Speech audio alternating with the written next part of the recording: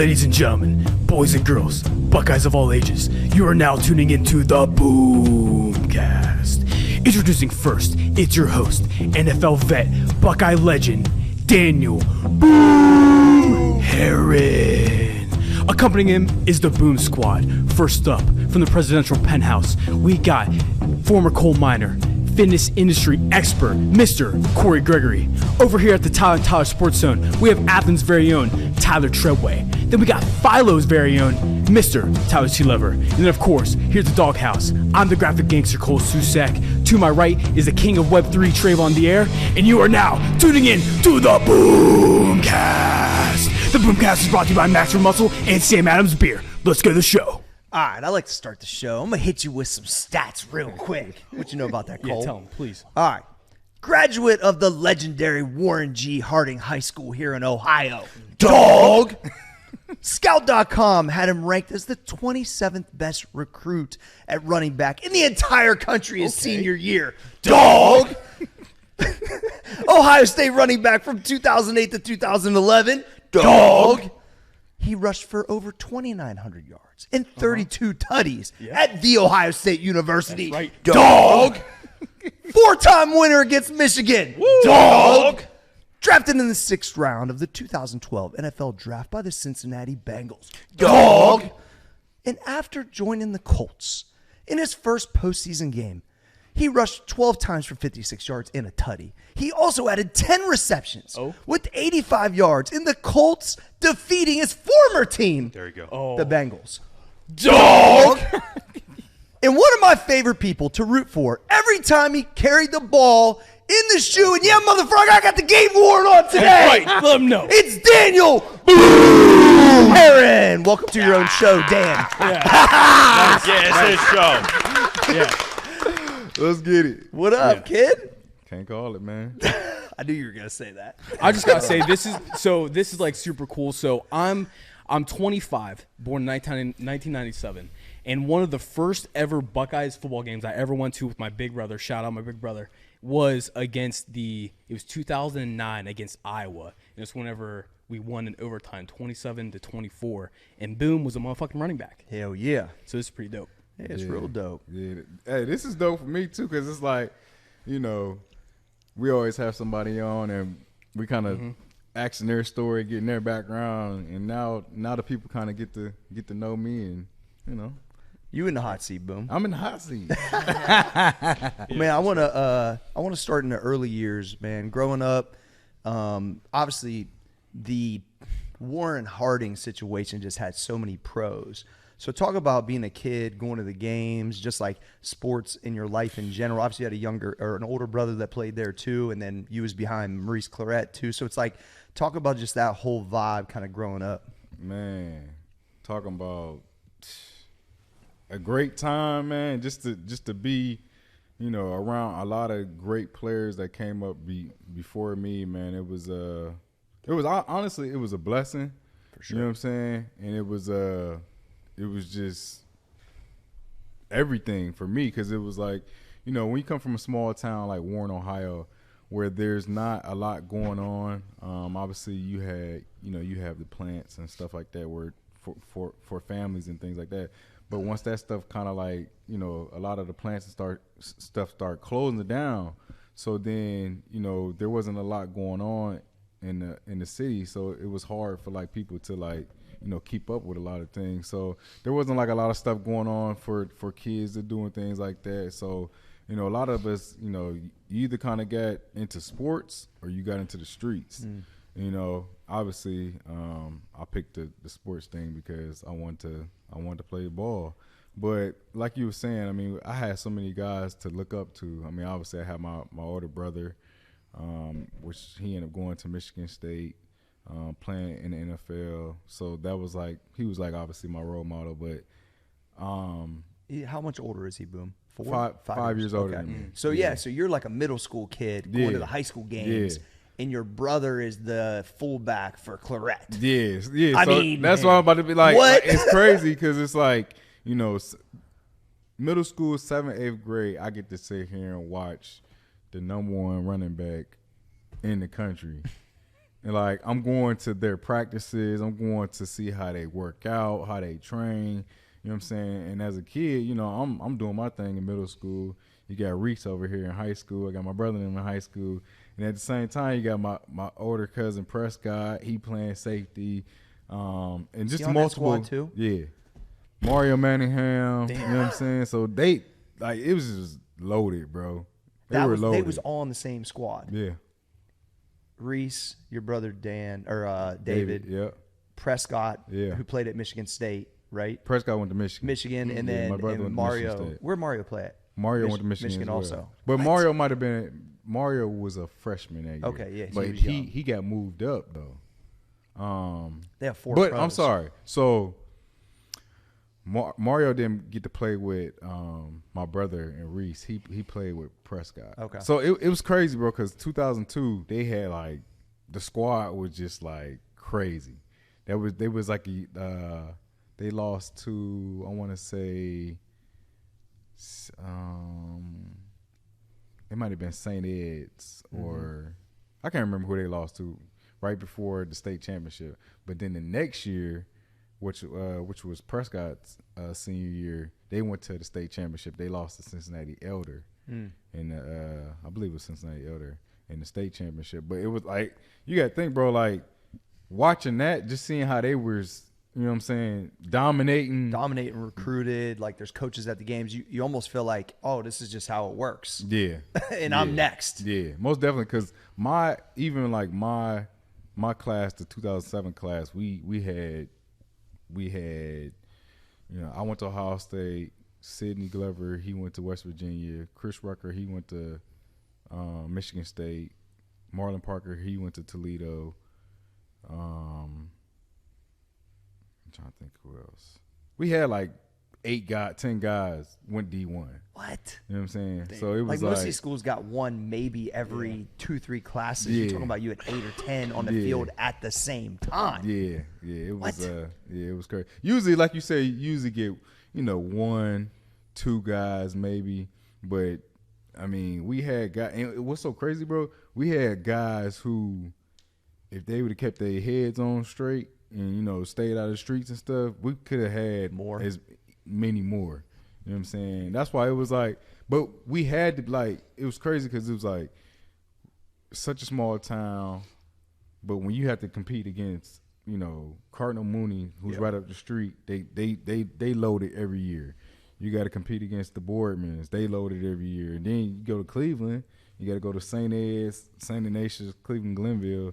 I mean, Ohio football is real, bro. Oh yeah, if you're not producing guys, you're gonna get whooped every week. I mean, that's just how it is. So we had to be on our stuff, man. Shout out to, you know, Coach McDaniels, legendary coach, Coach Matty Rich, who's he's the offensive coordinator there at Holman now, which is everybody kind of knows about Holman. They like one of the top schools in Ohio right now, but. Them were my guys.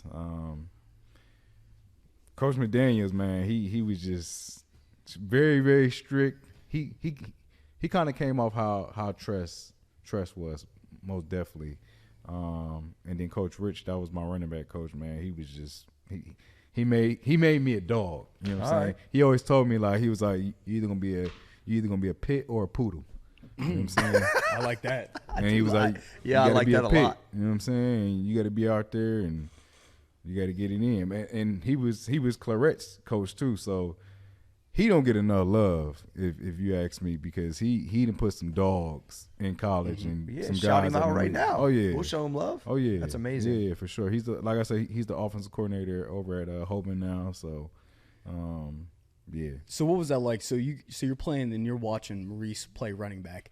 Whenever you get into high school, do you feel like a sense of like, I got to live up to this? And then obviously watching them go to Ohio State, your brother go to Michigan State, the other dudes go to Michigan. What was that like recruiting process like? Because I imagine all those guys are trying to pull you in different directions. Well, believe it or not, a lot of people have known this, but as a kid, I grew up as a Michigan fan because I just had so many relatives and family that was going there. Me and Mario, we were close. We went to the same elementary school, middle school, and high school. Once he committed to Michigan, he was there obviously a year before me. Like I said, my cousin Prescott, he went there. My cousin Alfie Birch, he went there. You had the Arnold brothers, they all went there. Carl Diggs, he went there. So Michigan was it like your dream school? I wouldn't even say that they was my dream school. It just basically was all around. Yeah. You. It was just so many guys from my area that went there. It was just they had a pipeline, so it was just like, we at the time we had only had. You had older guys back in the day that went, but at my time, you had my cousin Corey Stringer, then Maurice, and then You're related to Corey Stringer, huh? yeah, I didn't know that. Yep. So it wasn't like we were outnumbered. You know what I'm saying? Yeah. So you rooting for the guys, and then I got 3 first cousins that go to Michigan. So it's like, I mean, your first cousins is guys you're growing up with and you're around all the time yeah, too. So that's wow. So it was even though Prescott should have went to he should have came to Ohio State. We talk about that all the time. So what led you to Ohio State? Obviously, you get older and you go through your own process. I went through my process of getting recruited, coming to Ohio State, seeing how everything was, going to Michigan, seeing how everything was. And at the time, bro, you got to think, the time when I was getting recruited heavy to Ohio State was when they had Troy, when they had, Pitt, they had Beanie, you know what I'm saying? It was live. It was live. Yeah. My senior year of high school, they go to the national championship. They win in the Big Ten every year. It was the 1 and 2 game. Yep. You know what I'm saying? Like, it was like kind of like, why would I go over there? But really, what really kind of broke it down was, Michigan had junior day, so it's like all the top juniors. You go and do the camp, and I did my thing, killed it out there. So I'm thinking, I'm gonna go talk to Lloyd Carr. Lloyd Carr was the coach at the time. I'm like, I'm about to get a scholarship today. So we go in there, we meet, just me and him. That's it. It was kind of weird, but it was just you and Lloyd Carr hanging out. Me and Lloyd, and we sitting down, we having a meeting, and he's telling me that Michigan likes me a lot. They got a couple other guys that they're looking at. You know what I'm saying? And they're gonna watch my first 3 games, and basically gonna get back to me. So I'm like, all right, whatever. So I was a little ticked, a little upset, because I'm like, I just came out here and killed it, and y'all supposed to offer me a scholarship. That's just how I felt. If Lloyd said, Dan, Boom Herron, right now, I'm going to give you full ride, but I need you to commit, would it have been, would you still because that obviously kind of rubbed you the wrong way, which is good for us at Ohio State. But I don't know. That's what I'm saying. Like, Honestly, I wonder if he said, oh, we got to have you. Yeah. You could start as a freshman. Do you go? It might have been different. Who knows? Yeah. But, I come to Ohio State the next weekend, junior day, same thing. It's kind of crazy because it's kind of like the same guys there because, it's top schools, top players, top juniors, you know what I'm saying? So you competing against kind of like the same guys. I go out there and do the same thing, kill it. So I didn't even get to talk to Tress after, and I was just like, all right, I was kind of feeling some type of way a little bit. So we driving back home. We on our road on 71, headed back home. I get a text. From Tress. Basically, it was like, sorry he couldn't meet whatever or not, but you got a full scholarship. We in the car. There it is. You going hype? Go crazy. Gotta be. Go crazy. You know what I'm saying? I'm with Coach Rich. I can't remember if Coach McD was with us or not. I think it was just Coach Rich. What'd that feel like, Boom? Bro, it was really – it was almost like kind of like one of those things like, I made it. Yeah, for sure. You know what I'm saying? Because I had been grinding, been working, and then you get to see your other, family and them, get these scholarships and things like that. But it's like once I had got that Ohio State, Michigan offer, that's when they all start coming in. And then it's like you on another level. You know what I'm saying? Then my rankings start going up. You know what I'm saying? Because at the time, I think I might have been a 3-star, and then I became 4-star. I never got the 5th star, but I didn't even care because it was like, you know, I know guys that was 5 stars that couldn't even get it done. You know what I'm saying? So, but that feeling, man, getting that scholarship from Ohio State, bro, that was everything. And it's crazy because then that happened on Saturday. On Monday, Michigan had called me and they offered me a full scholarship after they said that they was gonna watch my first 3 games. It's just crazy how they the whole recruiting thing works though. It's like some schools kind of like, you know, all right, they offered them, so we need to hurry up and offer them too. You know what I'm saying? So that's why it's like it's important. You know what I'm saying? If you're gonna jump on a kid and you want a kid, you got to jump on it. And even like when I had got my offer, my coach was like, you know, you got to make a decision because you can't just sit on this because it's like, you know, they got a lot of guys that's, you know, they probably offered, you know what I'm saying, but they only going to take, you know, maybe 1 or 2 guys. And that year, me and Brandon Sane had committed the same year. So once that was done, it was like no more backs. No more backs. You go on any other visits? I went on no official visits. Okay. So I committed to Ohio State my junior year. Okay. So it was like everything was kind of shut down after that. Got it. But my coach just kind of let me know, like, you know, if this is where you want to go to school, like, you need to let them know. Like, we ain't about to sit here and be like, all right, we're going to take this visit, take that visit. You know what I'm saying?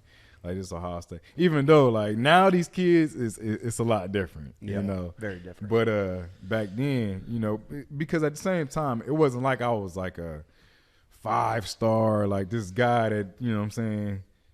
You know, so I had to get it in. Did you have an official meeting with Tressel soon after that, like with your family or anything? Oh, yeah. Boom? Can you talk about that? Yeah. So Tress, it was Haycock was the one that recruited me because he had that area, the Northeast Ohio area, and they actually came to the house. So Coach Tress and Coach Haycock, they come to the house, and my parents they laid it out.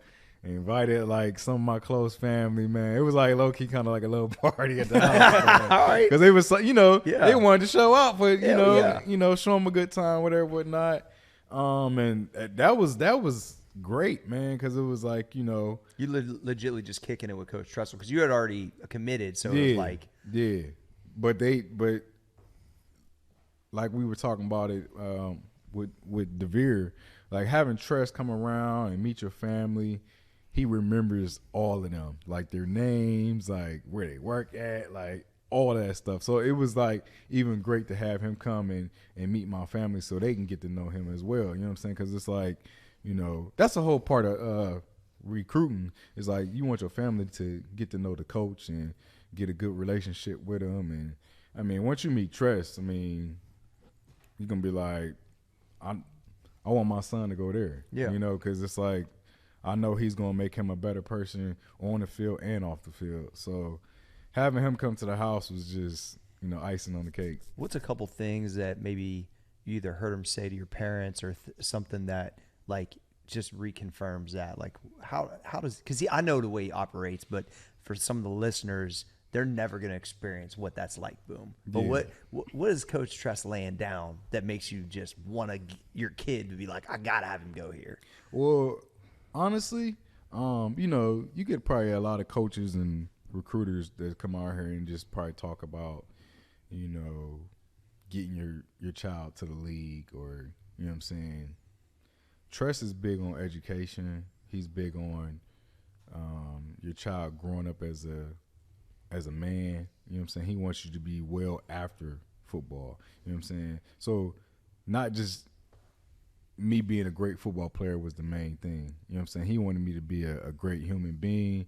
He wanted me to be great after football. You know what I'm saying? So set me up and put me in position to where, you know what I'm saying, if the football stuff don't go well, you know what I'm saying, you're gonna be able to do this. You're gonna get an education at Ohio State, which is when you have a degree from Ohio State, you know, it does well, you know, pretty much anywhere. So I think that was kind of like the message that he put on my family, and my family. You know, they like, we want him to be successful, and we know he's going to be that if he goes here to this school. So Tress is the man. I mean, it's not much that he had to say, to be honest, because he's just such a great human being. And he's not over here like making up, you know, a whole bunch of stuff just to make you feel good. The stuff that he's saying, he's going to do, you know. So that's why it was an easy pick for me. Cool. Yeah. So then, going to Ohio State, like, what was that like? The first time you step on campus, you're in the room with now all these guys. You come in with Brandon Sane. You're watching like Beanie. Like, what? Just break us through. Like, what was that first week like? Honestly, when I committed to Ohio State, a lot of people were like, "What are you doing? Like, you're never gonna play." Because who's in the running back room? Well, at the time that I committed, Pittman was still there. Mm-hmm. He didn't declare to the draft yet, but I had a feeling like I already kind of knew, like, all right, he was balling. He gonna go to the league. You know what I'm saying? So at the time, you had Pittman, you had Beanie, you had Maurice Wells. They had Brandon Sane coming in, and then you had myself. So, excuse me. So it was a loaded. The odds were against me, like, all the way. But I was just determined, like, I don't even care. Like, I know what I bring to the table. I know my work ethic. I know I'm a dog. Like, I don't care who you line up. Bro, I was telling people, like, before I really knew Beanie, you know, I mean, obviously I knew about him and everything like that. And I was like, when I go to Ohio State, he going to fullback. That's how I felt. Hey, let me tighten up the shirt real quick. You know what I'm saying? You know what I'm saying? But hey, I mean, he looked like a damn fullback. I mean, he was, He's huge. huge. Yeah. But it's funny because it was like that's swag. Hey, that's a swag you need though. Well, your mindset got to be strong. Hell your yeah. mindset got to be like that, especially when you go to a school like Ohio State, because it's like, if you ain't got your confidence up, you dead. You're walking in there, you're gonna get eaten up. You know what I'm saying? So I'm like, I don't care who there. I don't care if you the number one this, the number one that. Line me up. Yeah. Let's line it up. Let's compete. You know what I'm saying? Because where I come from, I get it out the mud. Yep. You know what I'm saying? So let's get it on. And the best man win, you know? And obviously, you know, once I get there, you know, I got humbled a little bit. You see Beanie's grown as a motherfucker. Man. I get them like, that motherfucker's big. Hey, he a grown man out here. You know what I'm saying? But, you know, it was cool, man. First year, honestly, you know, my first year, bro, I wasn't focused. I'll say that. I'll be honest and say it was a shocker for me coming from small Warren, Ohio, where there's not a lot going on, not a lot of opportunity for nothing. I get to Ohio State. Well, boom, you're from a small town. Yeah, look, hold on. You're from a small town. You're a preacher's son. Yeah. Just saying. It probably man. Probably some stuff going on at Ohio State that was eye-opening. Well, it was just like, it was just the love. Plentiful. The love, the girls. There it is. Everything. I was like, whoa, this is life. Yeah. You know what I'm saying? You know what I'm saying? But, you know, honestly, the person that saved me is Beanie. That's why that's my dog to. What did he say to you, Boom? Man, I honestly was kind of running around with the wrong crew when I first got here. Kicking it, like being a regular college student. But you ain't a regular college student. Exactly, and that was the thing. You know, it was like, you know, this is business. You know what I'm saying? This is your job. You know what I'm saying? We in school and all, but this is an opportunity that could change your life. And he scooped me up one day, and we had a conversation. I won't say everything that was said, but basically told me like, yo, if you don't get your stuff together, bro, you're gonna be up out of here.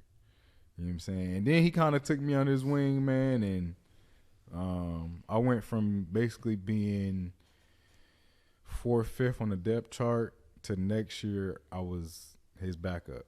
You know what I'm saying? To him having, a great year, going to the league, to after he left, I'm the starter. So I always show him love and appreciate him because he helped me out a lot, man. He's your big bro. I was big bro for sure. Even though he only like a couple months older than me. But Beanie's like one of them dudes that just like, even the way he operates and moves in business, like he's just real methodical. Yeah. He's not a raw guy. Yeah. And so I could see him picking you up like, yo. Yeah. What is you doing? I see you fucking it up, man. Yeah. Like, what is you doing? And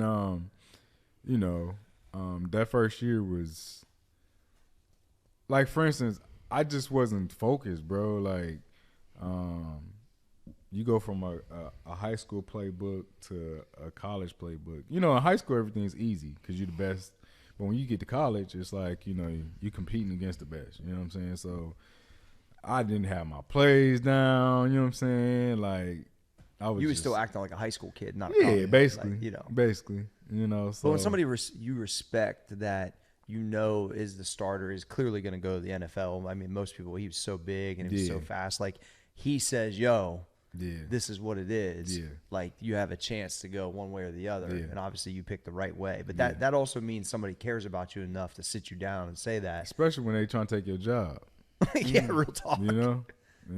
But at the time, I think my confidence wasn't like, I kind of knew like, okay, I'm red shirting, I ain't gonna play, so I might as well just kick it, But at the same time, no, you still got to put that work in. You still got to learn because you know what I'm saying. It's just a lot that goes on to the whole process. So I'm thankful that he all the time. I'm always letting him know like.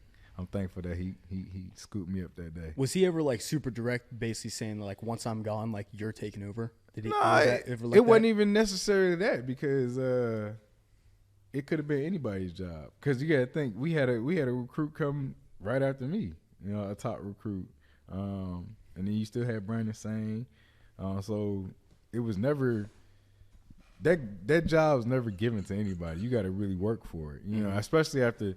To fill his shoes, like, come on, man. Were they like saying like Brandon Sane was going to be his main backup? I mean, he was supposed to be the guy. I mean, obviously he was All-American, Mr. Ohio.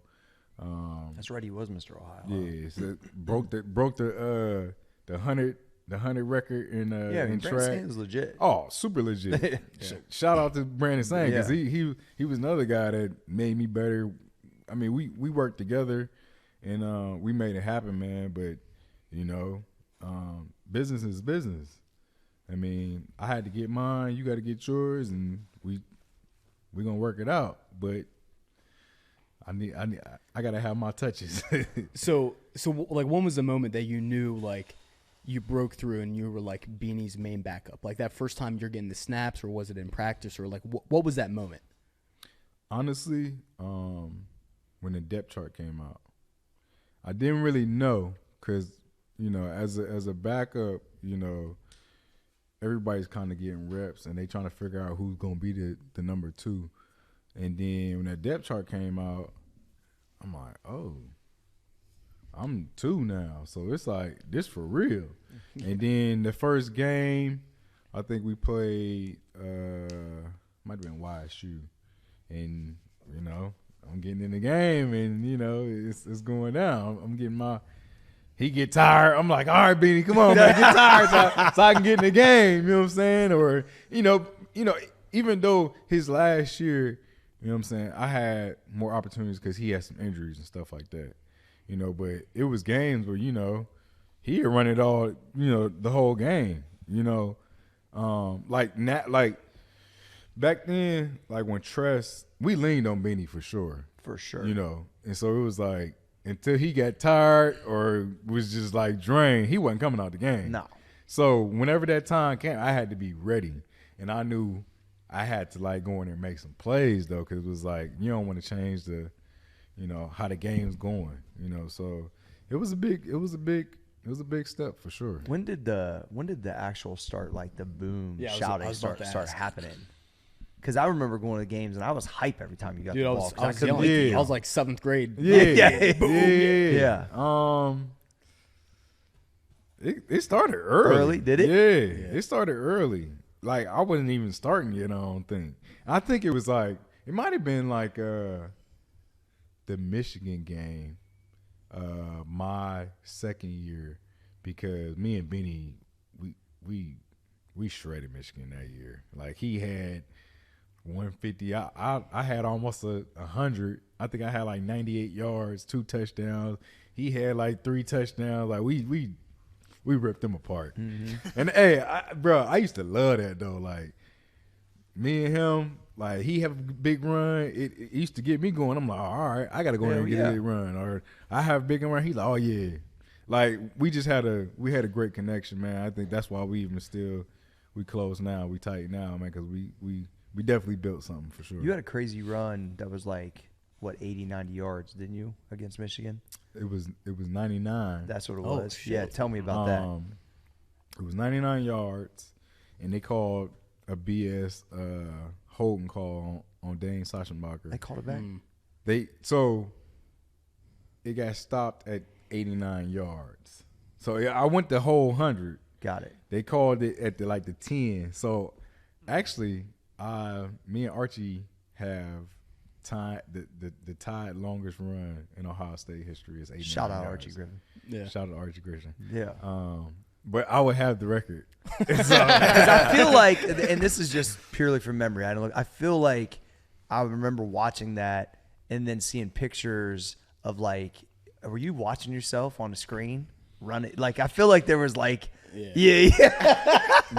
Don't lie, Boom. Let them know. Yeah, that run was special. Hell yeah. I mean, any time that you could have a big run, period. It was as there Ohio or here? State. It was here. That's what I thought. Okay. It was in the shoe, man, and against Michigan. And you're running by yourself, bro. What does that feel like? I'm going 100 against 100. Michigan. Yeah. 100. Hey, first off, you know what I'm saying? The hole had opened up. I'm giving it to you. give it to us. So we ran a power play on that play. So at first, 90 yard, we on the 1 yard line. Yeah. Man, that thing opened up. So in football, my running back coach in high school, he always says, slow to, fast through. That was always the thing. Say it one more time. Slow to, fast Okay. through. So, you know what I'm saying? Because you got to be slow to read. Yeah. You got to read it. But once you see it, you got to take it. So I remember it was kind of ugly in there at first. I was slow too. And then something opened up, and I had a safety. It was me and a safety. I broke the tackle. I remember I broke the tackle, a little high leg on him. You know what I'm saying? Then it was off to the races. But then I had Dane. I had a safety or whatever, or whoever he was. He was up the field, and Dane was like right there. And Dane was like pushing him, and I ain't know if I should cut it back at the time. So I wasn't full speed because I'm like, all right, am I gonna cut this back or am I just gonna keep it straight? I ended up keeping it straight, and then that's when they called Dane for the BS call. It was a terrible call, but we ended up getting in the end zone, so it's all good. The stadium's rocking. You're taking that bitch 100 yards. It's hard to probably even really put words to a feeling like that. Man, what a feeling. Yeah. What a time. That's cool. Yeah, what a time. But yeah, that was probably it's funny that you said that. That's probably one of my favorite runs. I felt like we had never even talked about that, but I remember seeing pictures of it. I don't know how it couldn't be one of your most favorite runs. Yeah. I got a picture in my basement from that run. And I'm running and I'm looking back, and you can see they got the Michigan sideline. And at the time they had who was the head coach? Rodriguez. He's in the picture, and he just got this face like super sad. He got smoked by y'all. Yeah. So that the Rich Rod era didn't work. Yeah, they sure didn't. So I'm gonna go back to the whole boom chant. Like, because it didn't matter if it was a 1 yard run, a 3 yard run. Yeah. 100,000 plus was screaming boom every time. Yeah. So what was it like that first time? And then were you just hype every time you knew you were getting the ball because it was about to be 100,000 chanting your name? Honestly, bro, it was when y'all used to do that, it used to get me going. Hell yeah. It was like taking a pre-workout shot Yeah. and just Get you juiced up. Yeah, it get me juiced up. And like you said, it could be a 4-yard run. It didn't matter. It didn't matter. But I knew the longer the run, the stronger the run, the louder. And Man, the louder, If I ran 4 yards and somebody yelled, and 100,000 motherfuckers yelled my name, give me the ball again. Yeah. That's probably how it felt. Yeah, that's definitely how it felt, Because man. honestly, like, I think you're in a top tier Ohio State category. I don't think there's been that many other people who every time they get the ball, people are always chanting their name. Right. Like, I can't really think of any. No.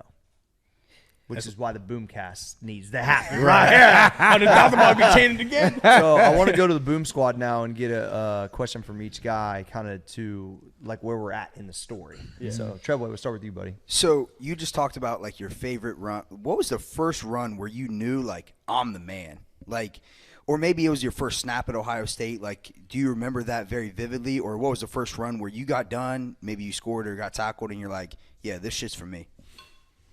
We were playing Texas in the Fiesta Bowl, and I had, even though we ended up losing that game, I thought I had scored the winning touchdown, and it was like a 20, 25-yard run, and at the time, I had broke, what's the boy's name? Thomas. From safety from Texas. Played for Seahawks. Oh. Earl Thomas. Sorry. Yeah, Earl Thomas, yeah. So I have Earl Thomas. So I'm young. I think this Earl's senior year. And he's he's dog. Yeah. You know what I'm saying? It was another power. Boom, boom, boom. Slow too fast through. Me and him. I break a tackle on him to score a touchdown. So you start saying, okay. I'm like, I could do this. Yeah. You know what I'm saying? And I think that was the run that kind of like let me know, like, okay, I know he's a top player. This is the biggest stage. You know what I'm saying? I'm after I score, I come on the sideline, beanie showing love, everybody showing love. I'm like, okay. Yeah, I got the juice This right is now. for me. Yeah. I got the juice. But yeah, I think that's when it hit me that like next year off season I gotta really put that work in because they're gonna be really dependent on me to, carry the rock. Yeah, great question, Trevor. Sea Lover. So we've had this question for every other guest so far, but we want to hear from Boom himself now. Top 3 favorite college venues, regular season, bowl season. What's Boom's top 3?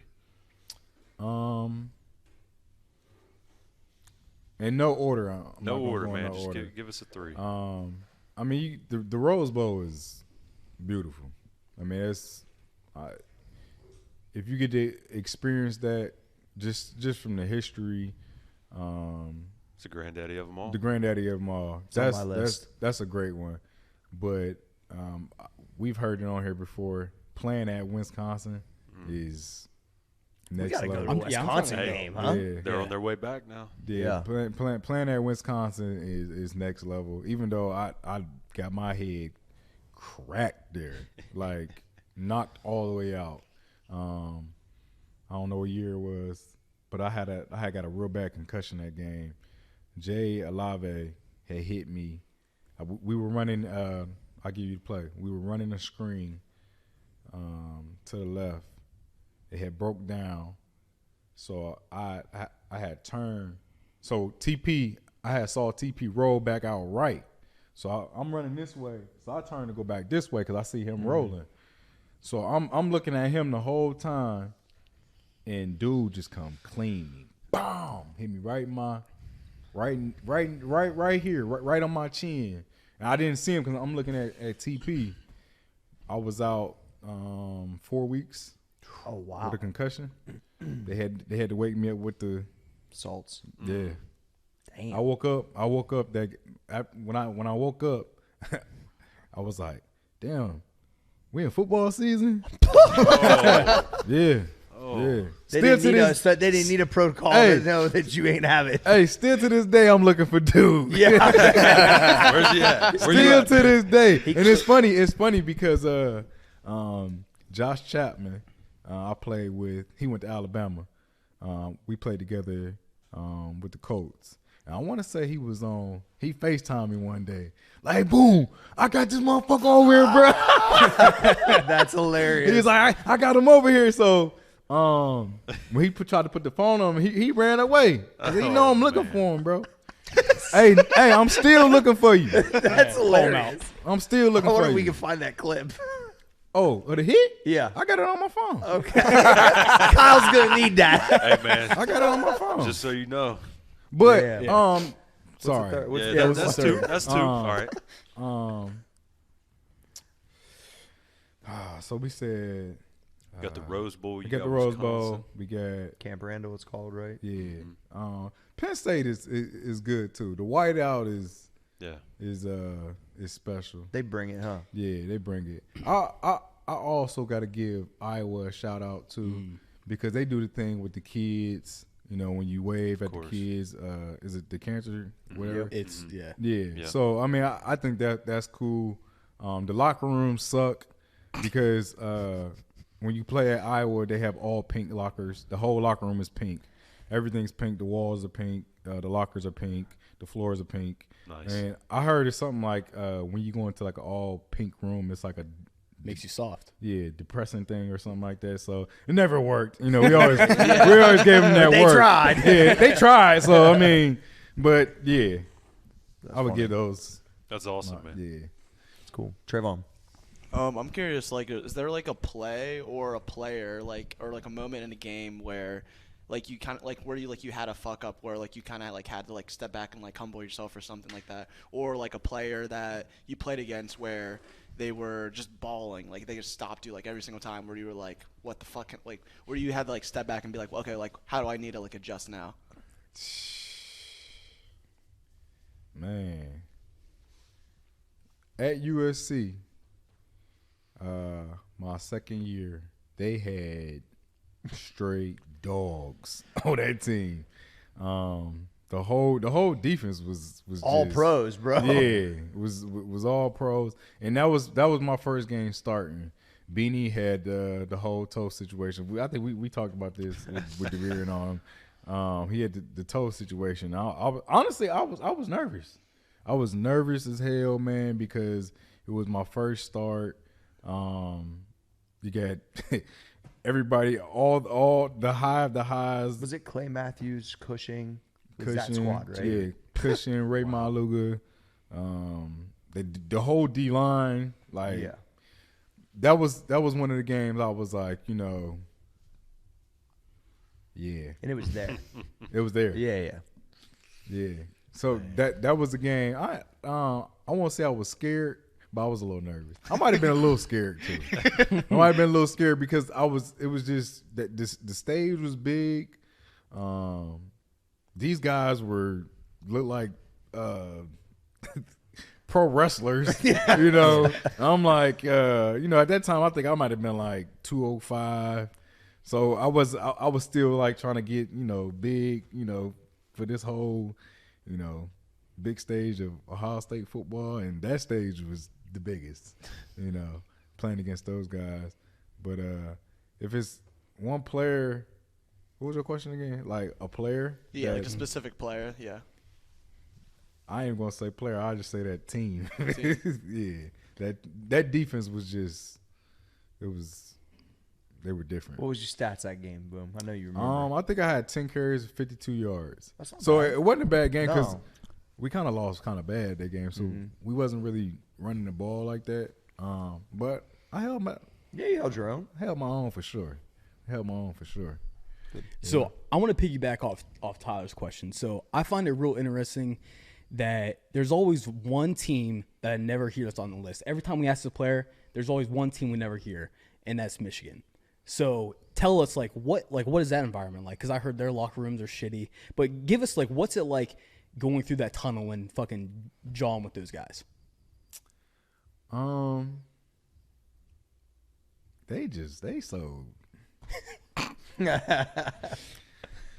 honestly, it's when we were like when I was in school, we didn't really get like a lot of woof from them. They knew what's up. They knew. Y'all knew when y'all lined up against us from 2007 to 2010 what the deal was. Like, it's just what it was, you know? And but we never took them lightly. Like, Coach Tress was like big on like that was the game. You know what I'm saying? Like, they would like the week of the Michigan game, like the whole locker room, the whole weight room was everything. They had all this Michigan stuff up. Like, it was just crazy. So it was just different, bro. But walking through that tunnel was, it's just a tunnel. Like, I don't know why they get so much, you know, love for that weak ass tunnel. Yeah, you know what I'm saying? Like, I quote, their weak ass tunnel. You know, that's right. They stadium week, all that shit weak. Let 'em you know, know, boom. they like that weak ass helmet they wear. That shit weak. They weak I'm ass pretty sure they uniform. copied Jumping that up, helmet touch from the banner Huh? that week too. That shit weak. You know, I just don't got no. You know, I don't got no love for them. So so when you ask me a question Yeah. like that, it's just like, well, I just want to like know because you know we say like Wisconsin. It sounds like Wisconsin's fucking rowdy. Yeah. Sounds like Penn State with the wideouts. Cool. I was at Penn State this past year. It was like a noon game, so it Yeah. wasn't that crazy, but it was cool. But I mean, this is what the people are saying. I'm not personally saying this. Never been there. Probably will never go there. I ain't giving that state my money. But I'm just saying, like, I heard like that stadium's like kind of like not even loud. Like it's like no, it's pretty not soft. loud. Yeah, it's not loud. They just not hyped like it is at the shoe, huh? It's just I don't know. Maybe it's gotten better because they've gotten better now. But when we were playing, like, you know, it wasn't loud. It wasn't. It wasn't shit. Nah. All right, that's We I feel like we had mind control over them. That's right. You know, I honestly felt like that. The coaches, the players, they just knew, like, you know. And I feel like we took it way more. It was personal for us. We couldn't lose to them, you know. And I feel like we got to get that back. Tressel now. made it feel that way. Oh yeah, Because he's so Ohio centric Yeah, too, yeah. and with what they did to you, that had to feel personal. yeah. I mean, it's like you lose, you letting not just your team down, but the whole state. The whole state. The whole state. And to have to like walk around and for a year, you know what I'm saying? We was kind of talking about it, like, now that they didn't got, you know, they 2 little wins, whatever, whatnot. Oh, They talking cash shit, which is, they not wrong, because at the end of the day, we'd be doing the same thing. Yep. Like today, I saw they got It was four- yesterday. Is yesterday? It was yesterday. 45-23. They said it was a national, holiday. They said it was a national holiday. Oh, come on, man. I think it's good though because this is Oh, yeah, no, Yeah, no. it hypes it up. Because it's definitely good for the rivalry, but they definitely feeling it and Yeah. stuff right now. because I mean, but honestly, like in my opinion, I think this is good because and I'm just gonna say like until like last 2 years we hadn't lost since I was in 8th grade. Yeah. So I went through enjoying high school, partying after that last weekend in Whole November. time you was in 4 years. college. Whole time I was in college. So I mean, like Yeah. Yeah, Good I for know- them. Yeah, I know exactly. But Exactly but what I you will mean. I will say I think the one thing that drives me nuts is how they you know how we had like that 4,569 days of Yeah, victories. yeah. They count that extra COVID year because they backed out. Because that's how you know they are just They're trash. biting at it. Yeah. You know, they have to use that because they called the game off. You know what Yeah. I'm saying? Like, Well, I also saw like this whole thing where do you see like where they redid the locker room? They put up that picture of them planting the flag in the stadium. no. Yeah, But my point is, like, that's a huge deal for them. But then you go to the Woody and you see national championship, Big Ten. You see the Rose Bowl. I mean, there's a million other like cool ass pictures. You know, they got 2 Big Ten championships, and I don't know when the last time they won. 97. Pretty much, yeah. Pretty much. So, but still no like bowl games. no bowl games. So What's up with that? Let me break this down to you. So I didn't grow up an Ohio State fan. Obviously, diehard OU fan. OU football is never going to beat Ohio State football. We probably have a better chance than Michigan. I mean, we got a better quarterback. But what happens is you just know you're always going to get your ass beat. So you start looking for things to be like moral victories, right? Like they've won 2 games. Michigan doesn't have a chance, right? Yeah. Ohio State, the standard is Ohio State just beats them. So they're just looking for shit. Yeah. And it's like, all right, are you going to back it up? You've won 2 games in a row, but a blind squirrel finds a nut every once in a while. Are they going to continue it? The I don't blind think so. squirrel reference. I like it. Yeah. But this is super interesting, and I want to go back because you said like basically like you grew up, you knew how important this game was because you had to represent the state.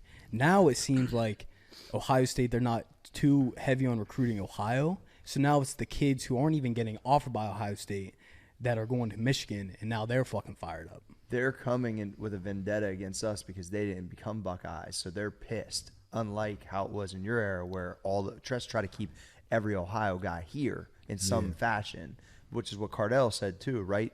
He was just like, he wants to keep Ohio. Yeah. We got to get back to that, man, because dude, I was at the game. It felt a little bit stale. Like it just didn't like feel like I was at the 1 versus 2. Dude, I got married on Michigan-Ohio State weekend when it was an away game. Yeah. For 20 years, I go to the game. That's like how I celebrate my anniversary. So it's real out here every time I'm there, and it just didn't feel the same, man. Yeah, for sure. It felt more hype for Notre Dame. Notre Dame wasn't real this year, but they felt more hype for Notre Dame. That's bullshit. Yeah. I mean,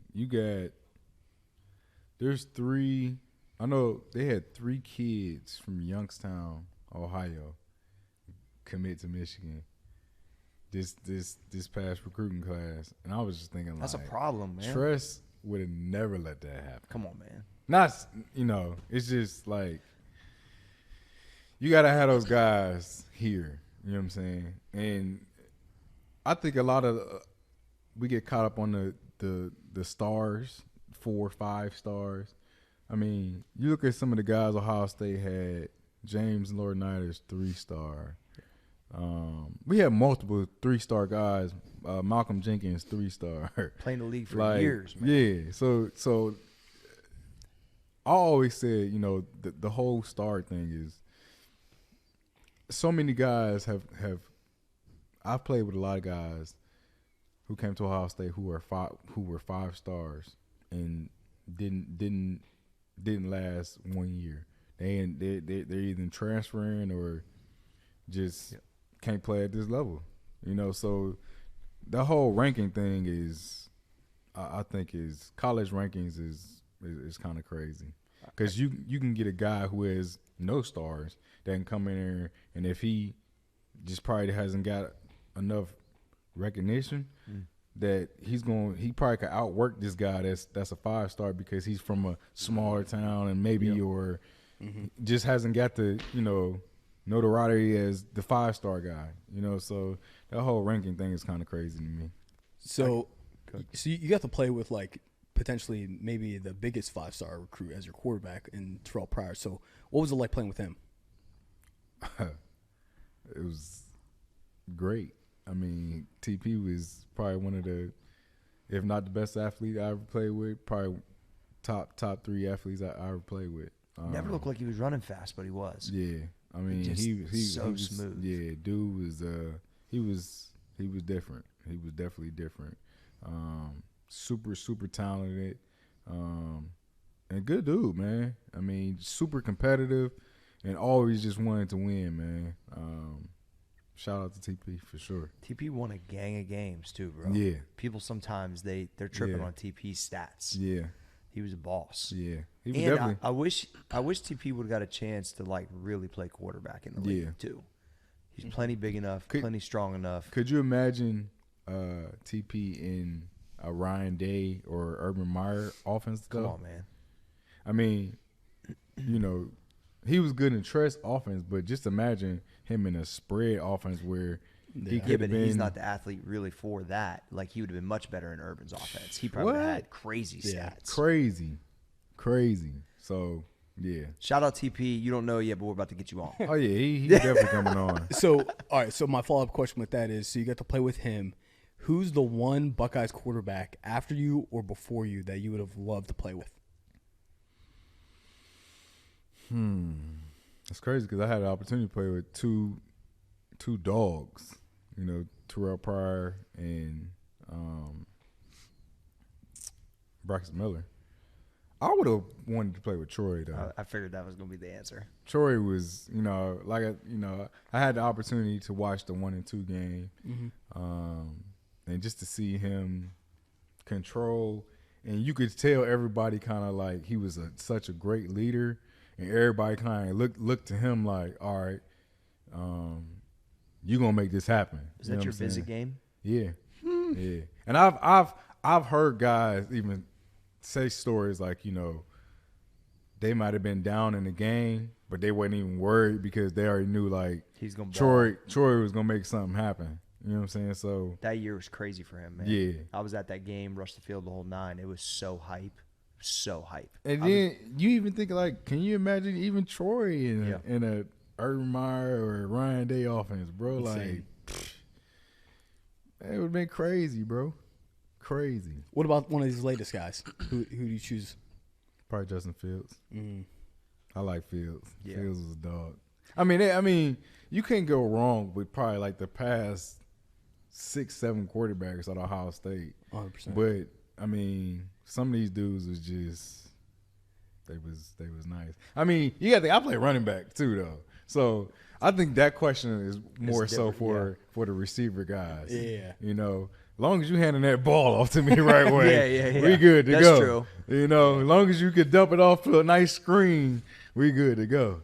But far as when it comes to like I say Troy, because his leadership just seemed like it was just like off the charts.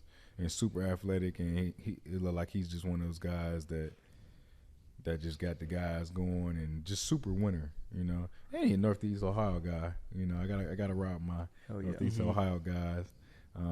These other guys, they from all these other places. I'm gonna ride with the Ohio guys for sure. Who on your defense got you juiced up though? Like on the other, whether it was in practice you're going against them as a one, or like in the game when you knew they was going to get the ball back for you? Like, who was somebody that, as an offensive guy, you would look to on the defense? Like, I fuck with this guy, like his whole vibe, the way he operates, like that was a leader for you guys. Or maybe just a favorite. I mean, in my earlier years, it probably had to be like probably James and Free, because we used to bang. Like, yeah, some of the practices had to be crazy. Yeah, that was my thing. Like, even like my freshman year, I was basically the scout team guy, and I was going against the ones, and I used to get them hell. James would tell you, like, I was giving them that work. You know what I'm saying? Because I'm just like, they knew you was coming up. Oh yeah, and I was just like, I know these the top guys, so we gonna get it in. Like, this ain't nothing. There ain't nothing sweet over here. Yeah, like, I'm gonna get it out the mud, but I'm gonna make y'all better. Y'all make me better. You know what I'm saying? I feel like I think that's another reason why it was so easy for me to be able to step up that next year, because I was able to play against some of the top guys, on the defense. And then obviously, Malcolm Jenkins, which is Malk didn't really like me though. Okay. Freshman year, and a lot of people don't even y'all probably don't remember this, but my first year I wore number 2, and Malk was number 2, and he was just like, he was pissed at me because it's like I'm not sharing my number with nobody my senior year, but it was like I didn't even play. Nobody really knew me like for that number, whatever or not, and so. It's funny though. That was Malcolm had a great career. Dog. He's a very interesting guy too. Dog. He'd be a cool podcast. Yeah. Oh yeah. We definitely get him in here, man. Great person, great athlete. Great businessman too. Yeah, all the way around. So yeah, we definitely got to get him in there for sure. That's cool. All right, well, I think we should shift to the league a little bit now. So it's like, all right, when's kind of the spot? I mean, you're balling. You know that it's probably going to happen. Talk about the combine process. Talk about, meeting some of the teams. Just kind of like the projections start happening, good, bad, or indifferent. Like, how did you feel around that whole time? Like, just kind of lead us through that process. Well, I was actually going to leave my junior year because I was getting word that I could possibly go between the second and the fourth round, and that was the year I had like 1,200 yards, 16 touchdowns. It was like my big year. We won. We beat Michigan that year.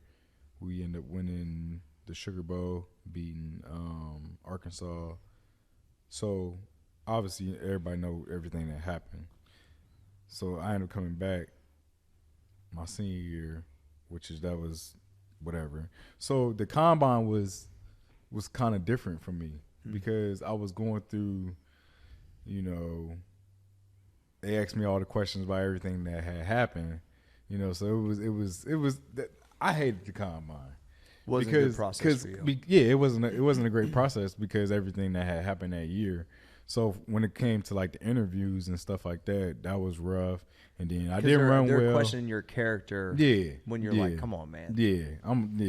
Yeah. So that was rough. I didn't run well. I benched pretty good. What'd you bench? I did 24. Yeah, that's real good. 225. I read that you had 35-inch vert too. There's something like that. 35, yeah. 37, yeah. something like that. Yeah. So everything like overall, but it's just a lot, We had a piss test at like 5 o'clock in the morning, the day we had to run. So you never really get like everything is like everything is like that at the combine. So it's a great experience because you get to you meet a lot of the top players and stuff like that. You meet with all these teams and everything like that. But it's a lot to deal with. Sounds like a lot. Anxiety was like on 100. So that was cool. But then obviously I still had the opportunity to come back and do pro day. So I run better at pro day, meet with the teams.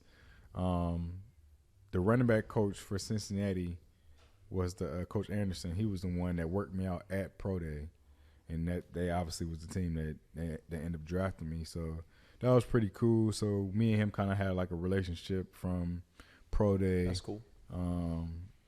So that was cool. I go to Cincinnati, get drafted to Cincinnati. I was kind of pissed though, to be honest with you, because I really didn't want to be close home my first year. I wanted to get not like because it was like I went to high school in Ohio, went right up the street to Ohio State. Then I get drafted to Cincinnati. I'm like, dang, I just can't get away. Yeah. You know what I'm saying? And it was like Cincinnati wasn't like it is now neither. Oh no. Cincinnati was kind of rough still at the time when I had went, but even that first year was kind of rough. Learning new systems and stuff like that. And then I ended up getting first year I ended up getting hurt. I had tore like the little muscle right here on the side of my leg. So I was out most of like mini camp and everything like that. And as a new player drafted in 6th round, that's not good. That's not good at all. Yeah. So I was kind of nervous. I'm like, all right, they either gonna cut me so they ended up cutting me, but they ended up bringing me back to the practice squad. So, that was kind of like, all right, cool. I respect that and I appreciate it because it's like y'all really could have just got rid of me, but they obviously saw some potential in me. So I ended up getting healthy, coming back. I think I was on active roster for like the last 5 games. So then that's when I realized like what I knew was going to get me on the field, and that was playing special teams. Yep. So once I got really good at special teams, that's what I was like, you know what? If I won't be able to start at running back or at least be in the 2 deep at running back, I want to play 10 years in the league on special teams. Yeah. So Grab that was your my roster goal. spot and get you an opportunity. Yeah, so I was just like, I'm gonna be super good at everything on special teams. Kickoff return, punt return. I'm gonna do all that stuff great. So then that's when so my second year with the Bengals, I had a great camp, preseason, did very well. But they had drafted 2 running backs. They drafted one in the 2nd round, and they drafted a guy in the 6th round. And I want to say they had signed Ben Jarvis Green Ellis the year before. So and they drafted the odds, Giovanni Bernard. Yep. Yeah, so the odds was against me once again. They were stacked up. Yeah. Yeah. So they ended up releasing me. I go back to P Squad. And then week 3, the Colts had called, and they had put me on their active roster. Probably the best day of my life because, I just felt like I had done enough in Cincy where I should be getting, playing time. Sure. So I go to the Colts and whole different experience, huh? Whole different experience. That's why I always got mad love for the Colts because they showed me love and gave me an opportunity. My first game with the Colts was Peyton Manning's first game back. Him playing for the Broncos. Okay. Him coming back to the Colts. What's that feel like? Because you're out there like, all right, obviously – we got a damn legend, bro. Now playing for the other squad. Yeah, so it was a night game. Man, we first kickoff, I'm juiced up because I'm gotta be juiced up. Pat McAfee, he kicking. Yeah, love that. Shout out to Pat. Man, so first kickoff, they had I forgot dude's name. The little returner, he was real good. He was playing for the Broncos at the time, but he was like big time. It was like we can't let him get no space. So the first kickoff, I'm humming, and I ain't make the tackle, but I made the play for the guy to make the tackle, man, and that was just like I was like, all right, this what I'm gonna do, And I got really good at special teams with the Colts, and that was like my thing there. What was the running back room? It was like what? Was Frank Gore there? No, Frank wasn't there yet. So when I had got there, the Browns had just traded Trent Richardson from the Browns to the Colts. That's right. I forgot so about they had, that. At the time, they had Donald. They had Donald. The dude from UConn. Yeah. Yep. They had Donald there, Trent, myself, and Vic Ballard was there too, but Vic was hurt. So I played probably like 4 or 5 games, and then playing against Tennessee, I tear my pec. Yeah, I remember that. So I'm just like, it was like as soon as arm I tackle, get basically. on, yeah. So what was going on? I was on kickoffs. So I'll tell you this. So that's probably why they be changing the rules. And I don't know if you guys notice, like on kickoff, you see a lot of guys fair catch. They don't even really go through the whole kickoff no more. It's because guys playing on kickoff and kickoff return is like being on the front line of war, because you have guys who are, bubble guys who trying to really, and this is their only play of the game basically. They give everything. And I was the same way, So I go down, boom, hit the dude, and so I got the guys trying to block me, but I see the returner coming right off his shoulder. So I go out to reach to get the dude. When I do that, I rip me all the way back. And at the time I ain't know. I thought I just had like a little stinger or something. Man, I got to that sideline. They told me that it was like a wall like that. They said try to do a push up on the wall. I went to go try to do a push up and I hit my face on the wall. And it was like I think you got something serious going on in there. Damn. But it was just like, I had just got on with the Colts. So I'm thinking like, damn, they about to cut me, but they didn't. I grinded, bro, like so hard. When I say that's why I always say like I really got it out the mud. Like, so I get hurt, I go to IR, and I get surgery, go down to Florida, get surgery. They pay you the same the whole time, right? Yeah. So they had to, once you go on IR, you have to get paid for the rest of the year.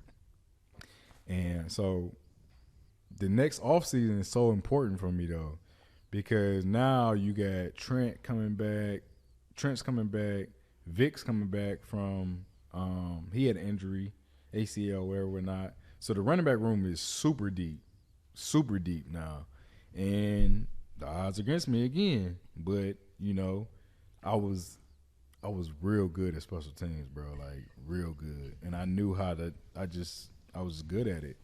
So I was like, I know if I'm gonna make this team, I have to like dominate on special teams.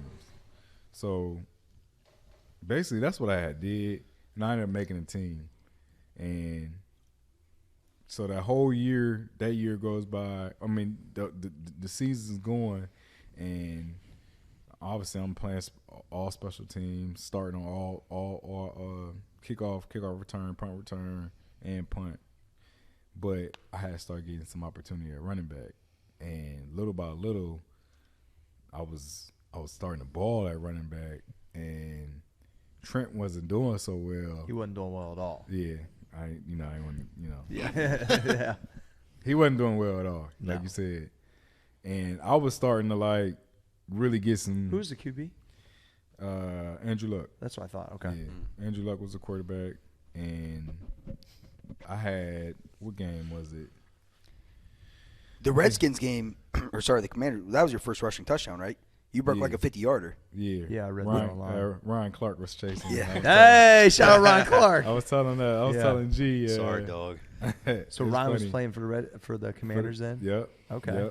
Yep. And that was like my breakout game. Where people were like, all right. Yeah. And then after that, I had to starting the last 3 games of the year and all through playoffs. So the next year, I'm like, shit, it's my show. Yeah.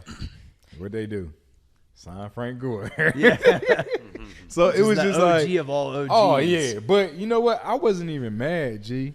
Yeah. You could learn a lot from him. I could learn a lot from G, and that's me and Frank. Shout out to Frank. That's how we got close, and built a great relationship. But then, the last preseason game so we going through camp. It's me and Frank 1 and 2. We doing our thing, having a great camp. Preseason, killing, going well. Usually guys who are, they're gonna be on the roster or gonna be, I was too deep in the running back room, and I was honestly, they had took me off. I wasn't starting all the special teams no more because I was running back reps. I was getting real reps. You know what I'm saying? So for some reason, the last preseason game, they wanted me to do a kickoff return, and me being competitive, I should have just took a knee, but I brought it out. We was playing Cincinnati, so on the kickoff return, I brought it out, and I take a real bad hit, and I get a real bad. Honestly, you know what? I think because I went to the doctor, and they said at some point I broke my collarbone. I never know, but I never been. I had a real bad like stinger or whatever that muscle. I can't remember what it is in there, but I had messed that all up. Where all of this over here is just tore up from a pec and something in there. I can't remember what it is, but it's all bad. But so I get injured again. So the Colts actually released me. I had with another injury settlement. So they was like, A lot of people don't know about how that works, Boom. So when they release you and you're injured, what is that process then? So it's like they just say, we're going to pay you out for so many games. Yeah. Because they don't just be like, all right, get out of here. They try to do something. Yeah. Which is, I remember going to meet with Coach Pagano, and I literally sat there and cried in his office. Because you knew you were that close. Because, the Colts had became my family. Yeah. And I felt like I was in a great situation, you know what I'm saying?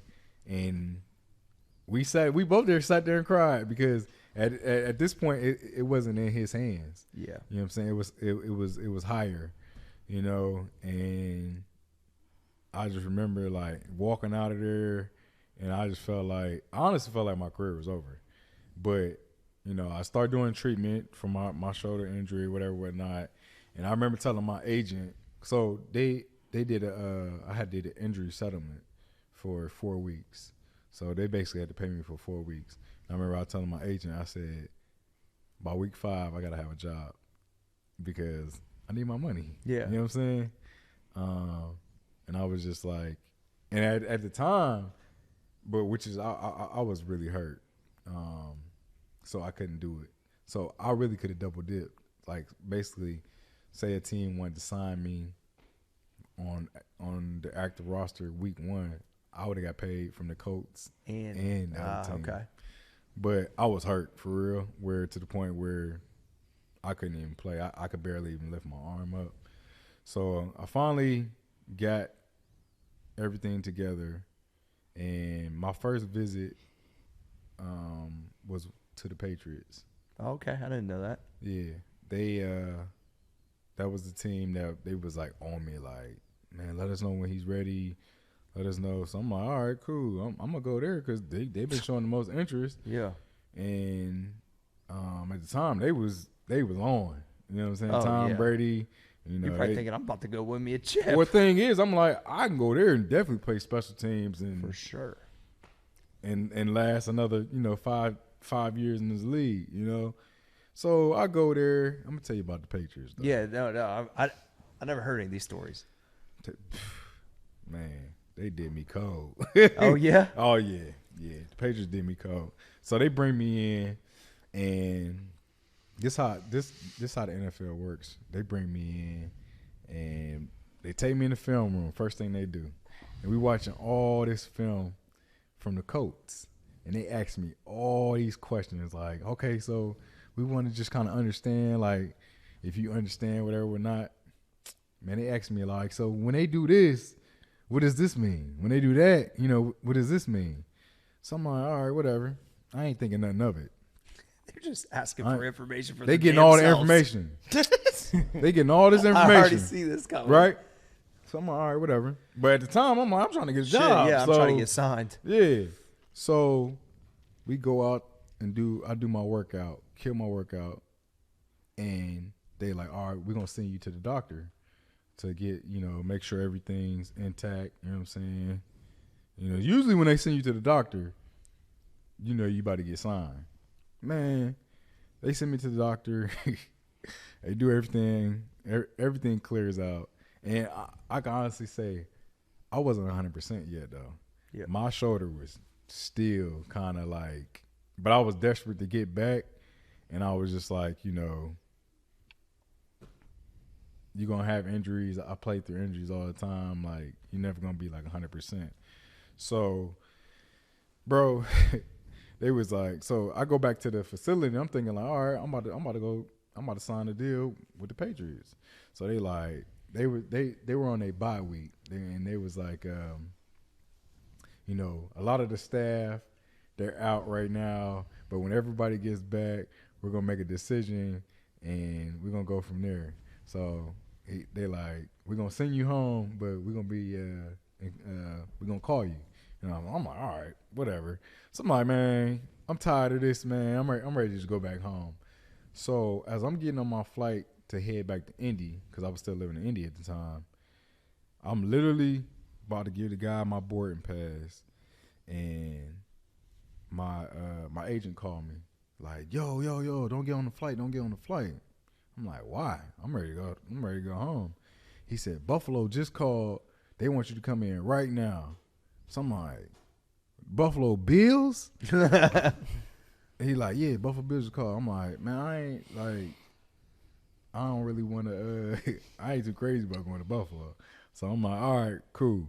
So they redirect my flight. I fly into Buffalo. So they in a situation where Shady was hurt. The other running back was hurt. So they didn't really have no backs. So they was like, we signing somebody today. But they needed a person that day. They needed somebody. So I'm like, all right, whatever.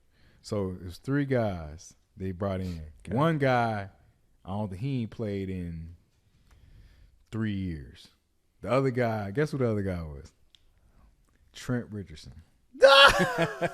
Of course.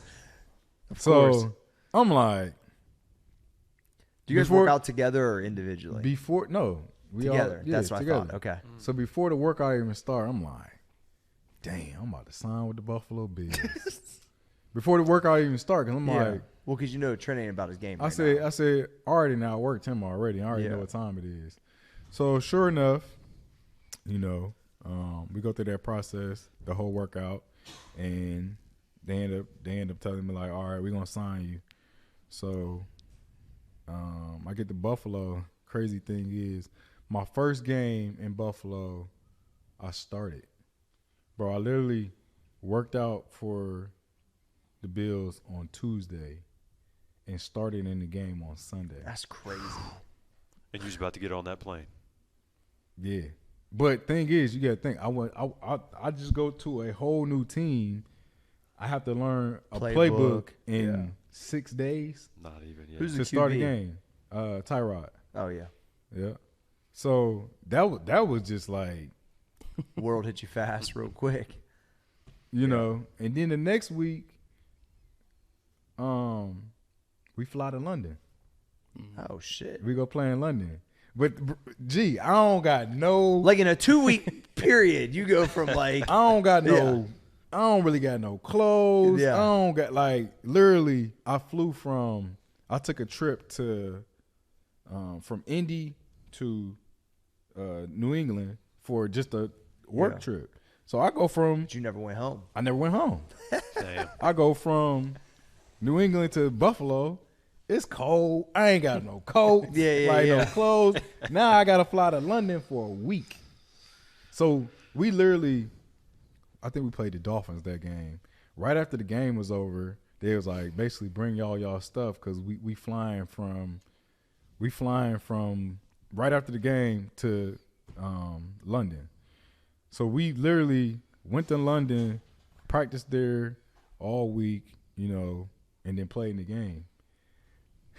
I stayed. So we had a bye week the next week. I stayed the next week. So I was in London for 2 weeks. You're just chilling in the UK. Chilling in the UK.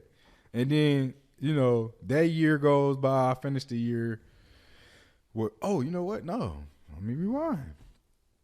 So I played for Buffalo for like 4 or 5 weeks. They end up, so Shady got healthy. Carlos got healthy. Buffalo released me the day before Thanksgiving. Damn. Day before Thanksgiving. So I fly to Detroit because my brother and them, I went to my brother's house for Thanksgiving because that's where my family was spending Thanksgiving. I'm in Detroit.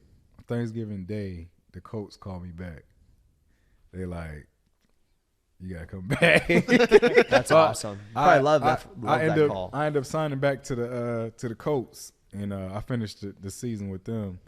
And one thing I will regret always is, at the time, I felt like I was deserving of a contract, a bigger contract. So after that season, when I then bounced around a lot, from Buffalo to the Colts had offered me a deal that I didn't sign. I remember this. That I didn't sign, and I was like, I'm gonna test the market, and the market wasn't there for me at the time. Should have took the money. I should have took the money. And you love it there too. Yeah. So was basically how, it was crazy because during that off season, I really didn't get no love. So I was like, man, so is this it? So then guess who called? Guess who called back? Buffalo. So I go back to Buffalo for training camp. So I missed all the OTAs, mini camp, go back to Buffalo for training camp, which is going well. You know what I'm saying? Doing my thing. Is Shady still there? Shady's still there. You like him? Yeah, Shady's my He's dude. good, Yeah, right? Yeah. So everything's going well. The last week, I got a chance to make the team. You know what I'm saying? The last week, the Buffalo Bills bring in Reggie Bush. Oh, yeah, that's right. Damn. Yeah, so basically what happened was Reggie comes in the last week and doesn't play, but they keep Reggie and they release me. Reggie's stats for that year, he had negative rushing yards for the year. But they had to pay him, I think they paid him $3 or $4 million for 1 year, which is, I think my pay was gonna be like $1.2 million. But they kept him and released me. So yeah, that's how the NFL went. That's how it ended up. Yeah. All right, back over here. Troway. So I was a Colts fan my whole life, and I'm growing up, and like Cole was talking about yelling boom. I was doing the same thing watching the Colts game. Well, they did it at the Colts. At the Colts, Yeah, yeah. that's Yeah, sick. yeah, Hell they did it at the Colts. Like, so good. Boom was a huge fan favorite because People loved him in Indy. Yeah. You got to think it's a time we get Andrew Luck. And then I remember calling all the Browns fans when we got Trent Richardson, and I was like, you guys made the biggest mistake. Trent Richardson is about to school all of you. And then he was awful. Awful, Yeah. yeah. But Boom saves the day, and I have this vivid memory. We're playing in the playoffs, right? And I think you might have had more rushing attempts than receptions, but you had more receiving yards. Yeah, that's the one I talked about in the opening. So you talking about The Bengals. The Bengals game, I had 56. 13 receptions that game, I think. Let me check out. You had like for you. 85 yards. You had 12 rushes for 56 yards. You had 10 receptions for 85 is what I read online. Yeah. So you talk about going from a special teams guy, and now you're in the playoffs. Like Balling in the playoffs. But you're like a receiving back. Like you're doing everything. I remember it was like every other time we had the ball, I was yelling boom, and you carried. I mean, you had the majority Think about of that many yards touches. game. I mean, that's 22 touches, bro. 22 touches, almost 200 yards total offense. Like you were balling. So what is that mindset going from like special teams to like I'm in the playoffs doing my thing? Like it was always in there, right? But did you have to flip a switch, or maybe Chuck P went through some crazy stuff when he was with the Colts too. He obviously believed in you. Was it just kind of like, all right, he believes in me now, he's giving me like my opportunity? That's a great question, man. It was definitely one of those things like when you're in the NFL, bro, you have to be prepared at all times because you never know when that opportunity is going to come. And I stayed prepared, man. Stayed prepared because I knew my time was coming. And it was just one of those things where it's like, if I get that opportunity, I'm going to take advantage of it, and I ain't going to look back. And that's kind of what happened, you know. And then my first game, like, not my first game starting, but to have the first playoff game be against Cincinnati, like a team I played against, like I know all these guys. Like if you go back and watch that game, like the actual game, I was talking so cash shit the whole game, bro, because it was like, these dudes my dudes. You know what I'm saying? Because I'm 2 years in the trenches with them. But, you know, when we get between them lines, it's all love out the window. We got it. Hey, we getting it in.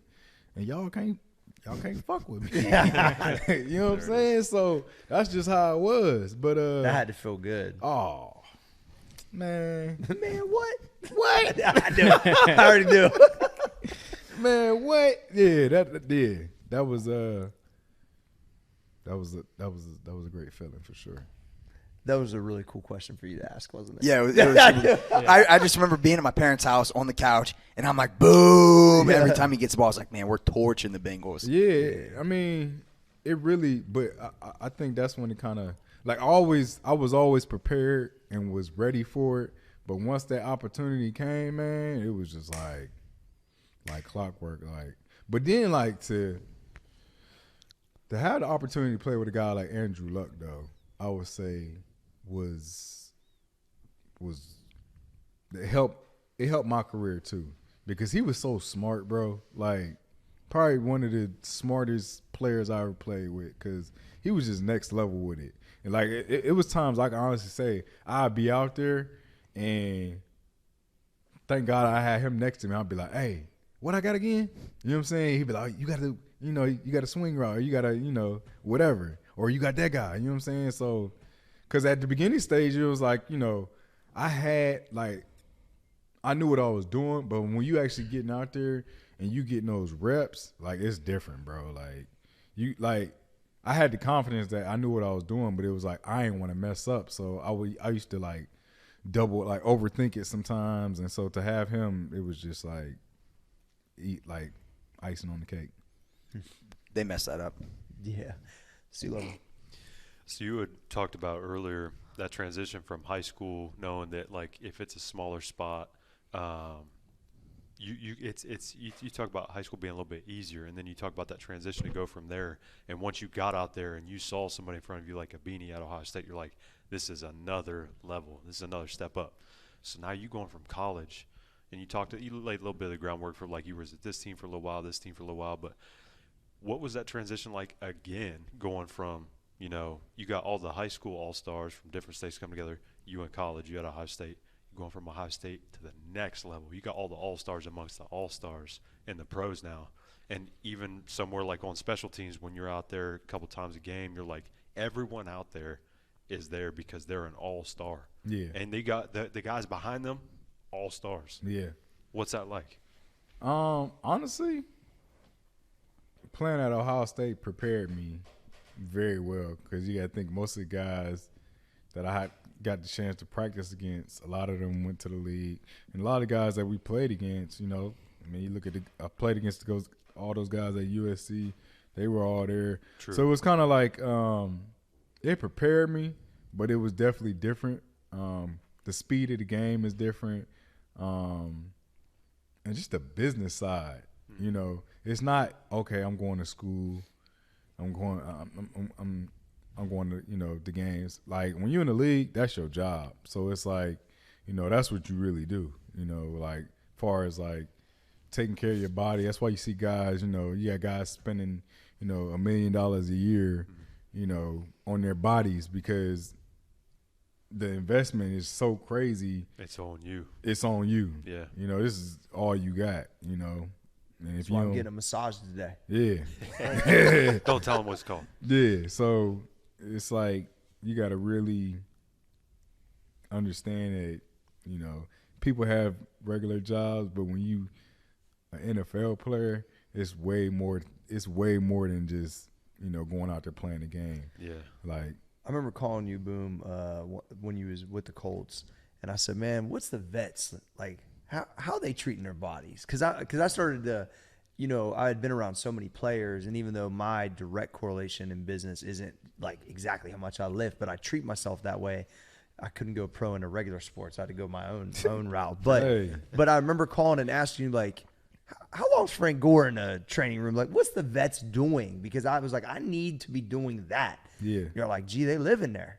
Because I couldn't imagine having access to all that, because then you can get massage every day if you want. You can go to the AT guy. You can do this, Whirlpool, cold. They got access to all that. A lot of people don't either see or really think about that. But LeBron, I think, made it more like known when he was like, yo, I'm spending $1 million a year on my body, but he's making $300 million with it or whatever. Yeah. But I started thinking that way. But a lot of that was coming from dialogue from you watching, you were watching how these guys were treating their bodies. It's crazy. Next level, bro. Like, and now it's like it's even more. It's even more, because, like you said, you got guys like LeBron coming out and really speaking up about it.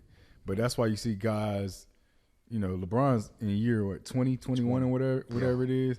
You got running backs. Frank Gore played almost 15 years. 15 years, yeah. Bro, Frank Gore tore his ACL twice During that process. Wow. You know what I'm saying? He tore his ACL twice in college. And then you go in here and play 15 years in the league, bro. Like, you got to be doing something different, you know? And that's why it was like, I never understood, like, even, like, guys will playing a full game and then after a game go lift. Yeah. Like, squatting, like, right after a game because it's like, I got to keep, all this stuff intact. Like, it's so many, like, small details that guys look into as far as just, like, taking care of their body. It's just wild. I seen, like, Von Miller was talking about it the other day. I was watching something. And he was saying, like, he spends, like, $500,000 just on his body. Investment's alone. working. Yeah. Von Miller keeps getting paid, boy. What? Come on, man. It's crazy. But they got so many different machines and stuff that you can use now, man. Cryo, all that stuff. Oh, yeah. cryo. I remember have you ever did the what's the little pool thing? You put the it's like a little Oh, it's like a water bed type of thing. Yeah. Have you ever done that before? I did it. It's a funny story. I did it when I first did it. So you're supposed to be like relaxed. Like when you're in there, you're supposed to float. It's called the float, whatever or not. So man, you go in there, you put the little. Oh, the deprivation? Yeah. Yeah, I've done that before. Yeah. So I go in there. My first time doing it, I almost drowned. It's only that deep, bro. I know, but bro. So they in there. They like, so just relax. Put your head back, relax. So I'm trying to go in there, relax. I went under. Hey, y'all didn't put enough salt in this thing. What's going on? Yeah, man. Be careful with some of those things, man. That's hilarious. They all work well, but yeah, be careful. Because I remember getting in that thing and going like, I feel like I'm wiener out. Like, what's going on? Yeah. You're drowning wiener out. Yeah. All right, next question. Yeah. That's a good way to go. Trey. So like during like the hovering around, like when you're bouncing back and forth like between these teams in the NFL, like what's kind of that process like where like you're staying ready? Like are you still like working out on a daily basis? Like what are like your workouts like then? Like also like you said that you had the thought of like maybe like I'm done playing football too. So like what was kind of like your thought process around that? Like at the time, like were you looking for other things like to venture into other than football at the time, or like were you 100% still focused on that? At the time, I was 100% still focused on playing ball because, like I said, my goal originally was to play 10 years. I felt like I could do it. I felt like I was good at the whole special teams thing, and I could do it. But like you said, I was just one of those things where you just had to stay ready. Kept working out, But it like my last run was once everything had happened with the Bills and they had brought Reggie in, I was like, you know what, I'm done, because I didn't want to fall victim to becoming a camp body, is what they call them. Is where guys who you're not making the team no more. Some guys just keep signing up for it though, don't they? They just keep signing to. And you about to be a camp body, and I'm just like, I'm not about to put because I done had injuries, you know what I'm saying? And then you got all this stuff coming out, about concussions and all that stuff like that. I was just like, maybe it's time to figure out what's next in life.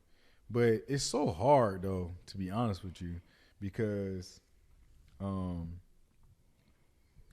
you've been doing this your whole life, and I'm not going to say that it's all I know, but it's almost like with you you've been working out forever. Yeah. You know what I'm saying? When I got hurt and I couldn't lift for a while, I'm like, who am I? Yeah. so just you have to imagine a lot of guys who go through that transition. If you don't have something like already like planned out, or like have some type of game plan, or have a good team of people that you work with, it's really a struggle. I can honestly say I struggled my first couple years because it's so hard to try to think about what you're going to do after you're done playing because you're so focused on keeping that job. I mean, you got to think I was a six round guy, and I never walked in the facility comfortable. I was always on pins and needles, on eggshells, because you just never know. You got the Reaper coming around every Tuesday, and for the people that don't know the Reaper, so in the NFL on Tuesdays, they bring a group of guys in every Tuesday that's working out. If one of them do well and they get the attention of one of the coaches, somebody got to go. One of them guys gonna get signed. So Every Tuesday they have workouts. No shit. Every Tuesday, and then That's why they call it the not for long league, huh? not for long. So that's why I think it's so important for when you're done playing to really get the help, because what you do for a living is not normal. To take that beating on your body, take that beating to your head. A lot of guys are struggling. I have my struggles. I won't sit here and act like I'm perfectly fine. I have daily struggles, just with a lot of different things. But I actually get help. I see my therapist, and just do all the things that I need to do. It's just kind of like, when you're in the game, you got to take care of your body, you got to take care of your mental. When you're done playing, it's even more important. But the only problem is you don't have the access as easy as it used to be when you're playing to go in there and get, the treatment that you need. Now it's like it's real life, okay? You better make sure your ass got some insurance. Yep. Because if you ain't got no insurance, then you're in trouble, because a lot of stuff that we were getting when we were playing, that shit is very expensive. Yep. So, but I think, the league overall, do I think they could do a better job with a lot of things? Of course. But, I mean, they're making process to help a lot of guys.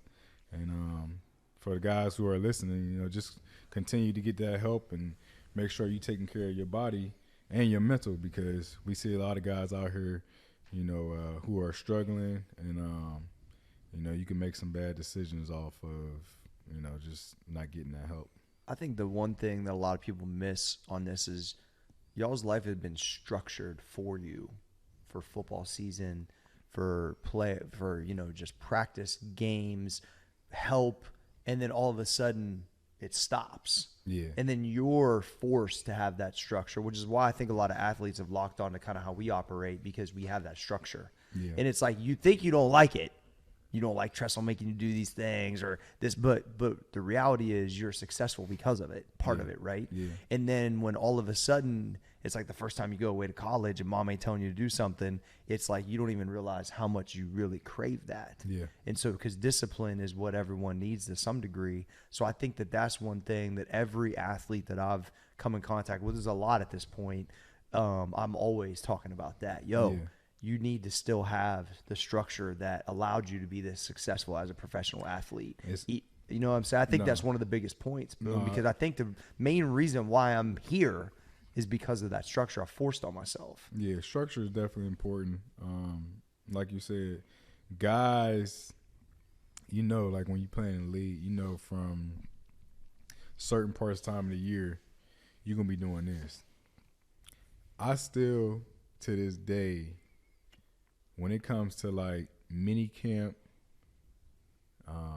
OTAs, my body kind of like is like, what you doing? Like, you got to get in shape. Yeah, this is the time you be getting in shape, or you know what I'm saying, or even like when football season starts. I could honestly say sometimes it's a struggle for me, because that's a time where I'm banging. Yeah, you know what I'm saying. You know what I'm saying? I'm fighting. You know what I'm saying? So it's like that's when I get to take a lot of aggression out, a lot of, all of that. And when you're done playing, you don't get to do that. So now that's when you gotta start boxing. You gotta start doing something because, and that's another thing, bro. That transition from when you in that mindset and then you go into the real world, and then you gotta go from being like this rah guy to just like all right, hey, how you doing? My name is such and such. It's tough. That's tough. It's tough. So, and a lot of people don't really understand that. So then when you meet a guy who just got done playing 10 years and he come in there and he on edge or something like that, you don't know what he's been through. Yeah. You know what I'm saying? You don't know the real damage that he really has going on, but he's in a transition to stepping back into the real world. Because playing even college, you know, it's a different world. It's different. You know what I'm saying? Like when you imagine a guy who you playing at Ohio State, you getting all this love, you getting all this attention, and you go to just being a regular person, you're not getting all that love, all that attention no more. That takes a toll on you, bro. Like I had heard this statement one time about when no one's clapping anymore. Yeah. That it's hard to get up. You know what I mean? And so I could vibe with that. Yeah. Because I mean, attention and that kind of praise is addicting. How could it not be? I want motherfucker 100,000 people yelling my name. Hell yeah. Yeah. I had one person know me at the airport. I thought I was cool. For real. You know what I mean? It make you feel good. Hell yeah, it makes you feel good. Everybody wants to feel good, right? Of course. You know, so when all that love is gone, and you can't, for instance, you know, even when you're in college, you can go into the training room and get some treatment. Yeah. You know what I'm saying? Or you want to go in there and get a workout. You know what I'm saying? It's like unlimited access. Unlimited bro. access to a lot of things. So then when you got to make that transition, it's not easy. Yeah. You know, now you got to go over and buy a membership to Planet Fitness or wherever. Hopefully they do. Yeah, hopefully not. Then, I mean, yeah. But I'm saying just I know what you're saying. Yeah. for a guy that don't, you know, he don't know which way his life, what For direction sure. he going. You know what I'm saying? That's why you see a lot of guys, okay, oh man, he was in shape. Oh, he been out the league for, you know, however long. He ain't really got nothing going on. Now he over here drinking every day. Yep. Getting addicted to drugs, whatever. Back to the whatnot. structure. Like, you lose your structure, and then you lose yourself. You lose control of everything. Ooh. Yeah, that right there is a clue. That's that's a good way to wrap it right there, I think. Yeah. Boom, this was amazing. I appreciate the stories, man. Part 2, man. Oh yeah. We got a lot building more. we building part 2 right Yeah. now. You building the family, we building the business. Yeah. We'll definitely do another part 2. Yeah, Cole, that's you got right. Anything else?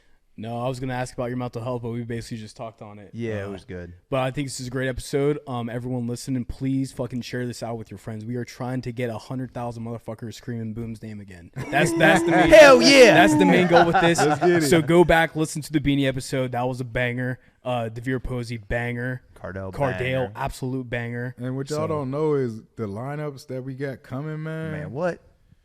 Man, and it ain't just gonna be football. We're gonna have everybody. We're gonna have everything for you where it's like you're gonna really want to tap in. So let's get to it. That's right. Go Bucks, baby. Yeah. All right, for the Boom Squad, Tyler Treadway, Tyler Seaver, Trayvon Deere. I'm your boy Corey G. That is Cole Susak, and the man of the hour, Mr. Boom Herron. We out.